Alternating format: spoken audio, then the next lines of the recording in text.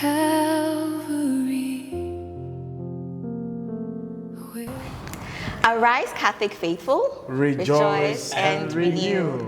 Welcome back to Faith Catechesis, a platform where we learn about our Catholic faith. My name is Nadia, and I'm your hostess for this show.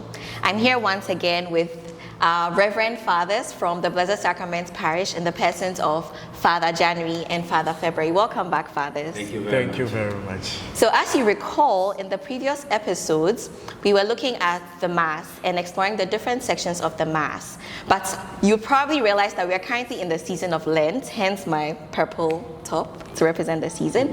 And so we want to just talk a little bit more about the season, what we should do during the season, the things that we should be aware of and more conscious of as we observe the season of Lent. And so before we even go directly into what Lent is, we want to know, we know Lent is a liturgical season in the church. So what other liturgical seasons do we have in the Catholic Church, Fathers? Well, the church is full of seasons, and just like in our normal lives, there are times and there are seasons, as the Bible will tell us. Even in Ecclesiastes chapter 3, tells us that there's time for everything. There's a time to be born, there's a time to die, there's a time to cry, there's a time to laugh. In fact, there's time for everything, my dear friends, as Scripture tells us. And even our life journey teaches us that when we are born, we grow and we get into a different state of our lives. We grow and then we get to another state of our lives. And that is what the church is. So the church journeys through seasons. And most of these seasons are around the life of Jesus Christ when he came. Okay, so with the liturgical season begins with Advent, okay, which we just finished. And then we go into the Christmas season. And from Christmas season, we go to a short period of ordinary time. Then Lenten season, as we are in now. So after Lenten season, we go into the season of Easter, which is also taking us about some 50 days. Then we go into the season of ordinary time once again, and then it ends. We enter into Advent. So this is how the cycle goes. Okay, all right, great. Thank you so much, Father. So, Father February, what would you say the Lenten season is? How would you describe the Lenten season? Oh, the Lenten season to me, I think, is a period of preparation.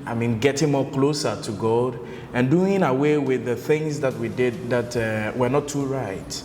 Basically, that is the Lenten season, so that we will be well positioned to get in tune with God. Okay. That is Lenten season. Okay, so in it you find prayer, you find fasting, you find almsgiving. All these things gets us closer, more closer to God.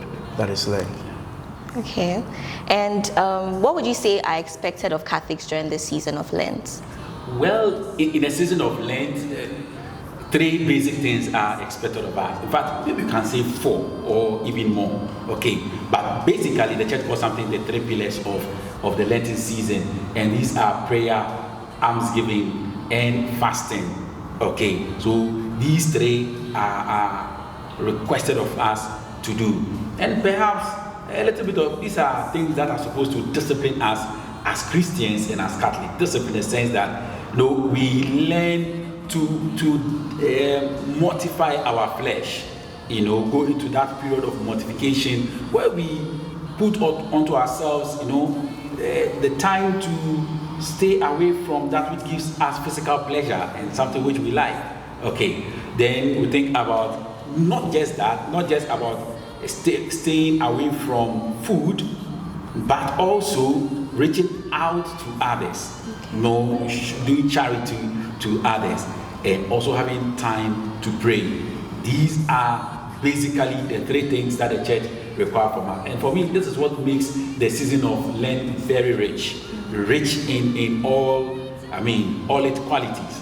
Have time for yourself, time to stay away from the world, time to do charity, and time to be with God. And so it brings you closer to God through prayer. It brings you closer to others through charity, and it brings you closer to your very self, by your self-mortification. And that is why, for me, Lent is one of, the best, or if you like, seasons that I like, because in this season, we are drawn to these three dimensions: to God, to others, and to ourselves. Okay. All right. Thank you so much, Father. So, you mentioned fast. So you mentioned three main pillars. So I want us to take it one by one. So we'll start with fasting. So you also said fasting is self-mortification. So does this necessarily mean we are not always supposed to fast from food? Does this mean that there are other things we can fast from during the season, or it's mainly food? Yes. So it's not just about food. Okay. But food is the main thing. Okay. So if you fast from food, good. But again, Scripture will tell us, Isaiah will tell us that the kind of fasting that pleases God is not the one where we abstain from food, where we stay away from food, and then we find ourselves still in sin. Okay, we are doing self-mortification, but at the same time doing the things that will cause self-mortification. That is not what we are looking at for. But we are looking at fasting that pleases God, where you stay away from that which gives you pleasure. Okay, so not just food, but like I said, food is something that everybody eats every day. Food is something that we all like. I've not seen anybody who doesn't like food. No, everybody does. Okay, because the body needs it. But aside that, there are some people who like so much, talking. People love to talk and they just enjoy talking. Give them all the whole day to talk, and gives them pleasure. They are satisfied by talking all the time. And these people during this season must make the conscious effort to cut that down. Okay, some people may like spending time watching television. Okay, because it gives them pleasure. You must find time to cut down that as well. So anything that gives you pleasure, you want to stay away from it. Okay. Anyway, just to add a little to that, or look at it from my angle. I remember very well one of the Stations of the Cross when we started Lent. We reflected on it's better to bite your bread than to bite your brother or your sister. And it aligns with exactly what Father is talking about. So why do I say I am fasting, but then I'm at loggerheads with a brother or a sister? There's nothing different. I'm just like that. There should be a difference. And what is different about it? I am fasting, and it reflects that I begin to forgive. I begin to let go. Then we are doing well. Yes. Okay. So a verse I was reading just a few days ago caught my attention, from Matthew 6:16. Which says, when you fast, do not look somber as the hypocrites do, for they disfigure their faces to show others they are fasting. Truly, I tell you, they have received their reward in full. So is this telling us that when we are fasting and someone comes up to us and asks, oh, are you fasting? You're supposed to say no, or you're supposed to hide the fact that you're fasting, or what exactly is the meaning, and how can we practice this verse in our fasting? I think one of the things I will look at with regard to this, I'm sure Father will also tackle it from a different angle, is that it's all about the focal point once again. I want to gain all attention to myself. I am fasting. I am in that moment. And that's the problem between the Republican and the tax collector. You remember? Oh, I fast how many times? I do this, I do that. Now, the focal point is not on God, but the focal point is on the individual. Without God, you cannot do it. So it's not all about telling people, oh, I'm not fasting, or no. If you are fasting and they ask you whether you are fasting, you could say you are fasting. It also helps to tell a brother or a sister that, oh, you need to prepare yourself spiritually. But the kind of fasting we do to draw attention to ourselves, and it even reflects in our prayer. Hey, Kabadosha, every attention on myself. I'm the only one who knows how to pray. I'm the only one who knows how to fast. I'm the only one who knows how to give alms. That's where the problem is. Attention on yourself is what Jesus is talking about. You see, to add to Father's point,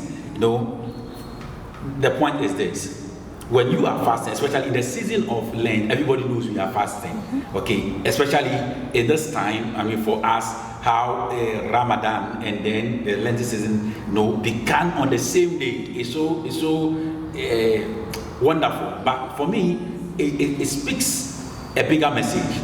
that we are one people, that at a point in time we are together doing one thing. It reflects the prayer of Jesus that, Lord, may they all be one.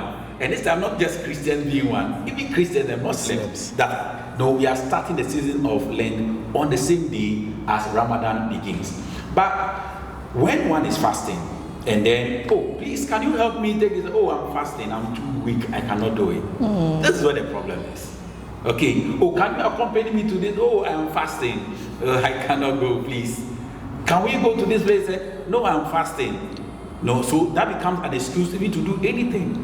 But the fact that we are fasting must not stop us from doing anything. If that's the case, then stop the fast and then do what is required of you. Exactly. It shouldn't become an excuse to say, well, I'm fasting, I cannot learn. I'm fasting, I cannot go to school. I'm fasting, that's why I failed my exams. I'm fasting, so I cannot pray. No, it should not be an excuse. So we shouldn't make it so obvious for people to see that we are fasting. Okay, else he said, you take your glory, people will hear you, wow, he's so spiritual, he's so Catholic, or he's so prayerful and all that. No. So you do it, but as much as possible, it should not be noticed. Okay. Only be noticed by God. But if somebody asks you, or you go somewhere and you are being offered food or drink and all that, you can gently just let go. I mean, yeah, if you are asked, are you fasting? Yes, I am. Simple as that. Okay. All right. So we know that in the church, there are certain rules that guide fasting. So for example, Ash Wednesday is a mandatory day of fast for all Catholics. We know Good Friday as well. And then we are told that on Fridays, we are not supposed to take meat. And Sundays are not a day of fast. So what is the reason for all these rules? Are there reasons underlying? Is there any scriptural backing to any of these rules? Okay. So we have already said, but I said already that the season of Lent is a season of discipline. Okay, that we are disciplining ourselves. We are trying to have a deeper relationship with God by de-associating ourselves from the world. So we are trying as much as possible to cut ourselves off from the world and then attach ourselves to God. So this is what we are trying to do in the season of Lent. That is why we, if you like, increase our time of prayer. We increase our time of abstaining from the world, so we get connected to God. And so these rules are, if you like, a guide. Okay. Just like the Israelites, when God called them, he gives them 10 commandments as a guide. It is not supposed to be something that will become like an albatross on them. No, it's not supposed to be like a chain around them. No, but it's supposed to guide us in having a fruitful Lenten season, to guide us. So purposely for meat, as you have mentioned, it is because meat is something that a lot of people like. Meat is something which is very nutritious. Meat is something that we sometimes find very hard to let do away of. So in the season of Lent, when we were young, they used to tell us that we stay away from meat because if you eat meat on a Friday, you are eating the flesh of Jesus. Because Jesus died on that day. Okay, a bit of truth there because he died. So we give reverence to his body, which is sacrificed on that day. If he offered his flesh, what are we ready to give? And what sacrifice are we making? We are making sacrifice of the flesh that we eat and enjoy. Okay, but most importantly, because it is something that we like, something that we cannot do away with. But perhaps the question will come, what if somebody says, well, as for me, I don't take meat, I take fish. Okay, I take fish, so I don't have a problem with Good Friday, because if the day comes, I take my fish and I don't take meat. Well, in this case, maybe you may be, if you are not the word for us, but encouraged to go away from fish. But if that's what you like and that's what gives you, if you like pleasure and all that, yes, you can sacrifice. So else you're not making any sacrifice. Yeah. Yes. It's all about sacrifice anyway. So you realize that even in our traditional setting, I'm back again, practical. Yes, even in our traditional setting, what do we see? There are some particular animals and particular things that are aligned to some traditional groups. And so they call that totem. And so because of that, they don't consume those things. Some people probably have not met that before, but some might have goats, some might have pig, some might have something. They consider it as playing instrumental role in their upbringing, or instrumental role in their genesis. And so they try to avoid that, so that they give reverence to it. Okay. All right. Thank you, fathers. So you mentioned something. You mentioned that the season of Lent is to help us to get closer to God. But I realized that, say, for example, you're abstaining from all these things and then Lent ends. What do you do to still maintain that closeness to God? Because does this mean that it's only during Lent that we should make all these efforts to stay close to God? Okay. And that's a very beautiful question. In fact, it has always been a challenge for many people, because in the season of Lent, you see a lot of people trying to keep that these pillars, okay, getting closer to God, staying away from certain things. Then right after Lent, right after we begin the season of Easter, then we go back. So those who were eating, let's say, one bowl of cake or half bowl of cake, now we jump back to the usual 3 or 4, at a go. There were people who were eating, let's say, full chicken, and then during Lent went to, let's say, quarter chicken. After that, they go back to full chicken. Actually, I think that the whole idea is this. Whereas this period is a period of, if you like, building a habit. Okay. Psychologists say that habits are built over 21 days. Yeah. If you do the same thing over for 21 days, you cultivate that habit. And so it's expected that when we go through this 40 days of fasting and we are consistent for 40 days, a habit would have been cultivated. And so if it is done and it's done well, see that person will want to continue on that same tangent. But if it is not done well, that's where the temptation is. So it's as though let it come and pass fast, so that I go back to my performance. I'm waiting. See? So we are just waiting for the time to pass, then you go back to it. But it's supposed to help us build a character, what is called the habit. So habit, like a dress, for us religious, when we talk about habit, something you can identify somebody with. Okay. So you see this can be called a habit. Because when you see this, you identify me as a priest. So I am identified with the habit. So when we cultivate that habit, it must go with us into the other seasons. Okay. But not supposed to go back. Okay. Just like Jesus will say that your sins have been washed away. Now he said, make sure you don't go back. He told the woman caught in adultery. He said, make sure you don't go back, else it will be disastrous. Right. Yeah. But come to think of it, I mean, I stopped taking my usual wine. I stopped taking my club beer and all that. That's a good exercise for you. And then it means within a 40-day period, cultivate the habit. I stopped taking them forever. I mean, that's the question. Yeah, it's a Anyway, very good question. we'll have to think about it. But I think what I would also... maybe to clarify that point, because I'm sure others also are listening to us, and perhaps the new habit would have been that maybe if before I was taking 2 bottles of beer or a whole bottle of wine, I mean, within the season, perhaps I've reduced it to half or quarter. So that's the new habit. So you may not stop taking wine or beer or whatever entirely, but perhaps there might be a change of the quantity. Right. Okay, that now I'm okay with 1. 1 is okay, instead of the usual 2 or 3. Okay, so that others don't come and hold my neck and say, hey, Father, it's not possible. But this should be the... Anyway, I think it will even go a long way to help us, health-wise. Yes. Okay, one last question. So we see that, so I mentioned that, for example, on Sundays, we are not meant to fast. So take me, for example, I'm staying away from chocolates because I love chocolate. So does this mean that Monday to Saturday, I'm staying away from chocolate, but on Sundays I can take it, and then Monday to Saturday I stay away, and then on Sunday, because then it sort of defeats the purpose. Yes, I think that there's one word that we use there, moderation. Moderation. So even though Sunday, we don't fast a mini Easter, but we are expected to do things in moderation. So it's not like now we go back and we do all the things. No. So moderation. Okay.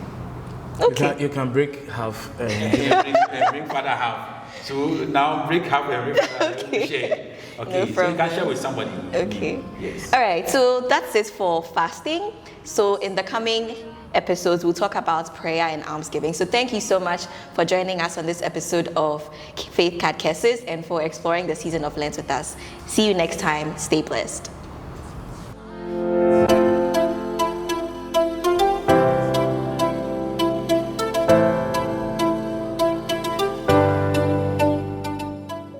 The sky began to dim.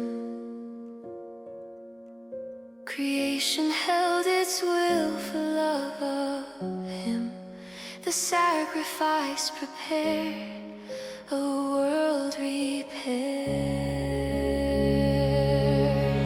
Walk me through the sorrow, teach my heart tomorrow. Hope is born in pain, love will rise again. Though the road is long, you are still my song. His hands would soon be near.